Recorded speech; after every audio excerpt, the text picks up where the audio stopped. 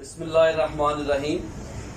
अज असी कूक पाकिस्तान कूक की टीम के नाल पंजाबी जुबान के बड़े महान स्कॉलर मुहक्किक दानश्वर पटचोली ते मोहसन पंजाबी जनाब डॉक्टर मियाँ जफर मकबूल साहब के घर इस्लामपुरा बैठे हैं। तो इस वेले असी उन्हों की छोटी जी बैठक के अंदर मौजूद हाँ। तो जिहड़ा तस्वीरी हवाले नाल माजी के कुछ हवाले ने तस्वीर उपर मौजूद ने और सब तो पहली तस्वीर उन्होंने वालदे ग्रामी दी है। मेरे वालिद साहब जिहड़े ने इन्हां दा नाम की प्रोफेसर मियाँ मकबूल है। प्रोफेसर मियाँ मकबूल साहब ते उन्हां दे नाल ने मियाँ मोहम्मद इस्माइल मंदर साहब, ये तुहाडे दादा जी ने ते मियाँ जफर साहब दादा जी ते इन्हां दे नाल मेरे दादे दे भाई ने छोटे राइटर ने। अच्छा जी माशाल्लाह।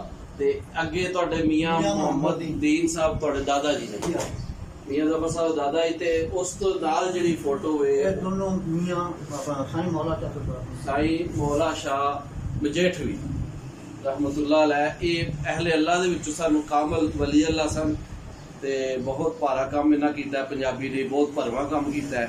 ते इस पासे असीं वेखांगे जी जिहड़ी तस्वीरां नजर आ रही ने, सब तो उपर अवार्ड मिल रहा है गवर्नर साहब कोलों जनाब मियाँ साहब नूं सीरत अवार्ड जी माशाल्लाह। तो उसके नीचे 2001 दे विच बुल्ले शाह अवार्ड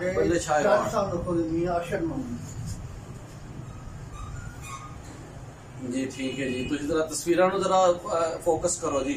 ते इस दे नीचे आ जाओ सरदार मोहम्मद अब्दुल कयूम खान साबक सदर आजाद कश्मीर, उन्हां दे कोलों अवार्ड वसूल कर रहे हैं जनाब डॉक्टर मियाँ जफर मकबूल साहब। ते ए कुछ अवार्ड ने अलमारी रखे ने, कुछ उन्होंने फोकस करो जी। ते ये देखो हाँ जी, तुसी अगर जनाब आसम पंजाबी साहब इन्होंने जरा इस तरह करो ताकि तस्वीर मुकम्मल आउन। मुख्तलिफ अवार्ड जिहड़े मुख्तलिफ हवाले नाल पंजाबी का जिहड़ा ढेर काम कर चुके हैं, असी उन्होंने तस्वीरी शक्ल के अंदर एक वीडियो दे महफूज कर रहे हैं।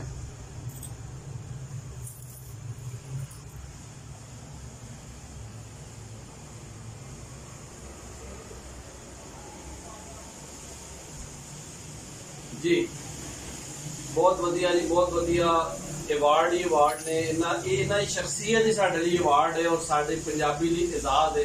डॉक्टर मियाँ जफर मकबूल साहब रब सोना और तरक्की दे जी। इस वेले असी डॉक्टर मियाँ जफर मकबूल साहब दे मकान की जिहड़ी उतली मंजिल है उत्थे अपड़ गए हाँ।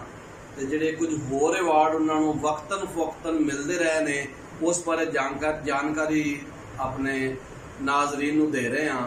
एक कांगा एक अवार्ड सी साहिवाल तो कुछ वो अवार्ड मियाँ साहब के नामे लगे ने।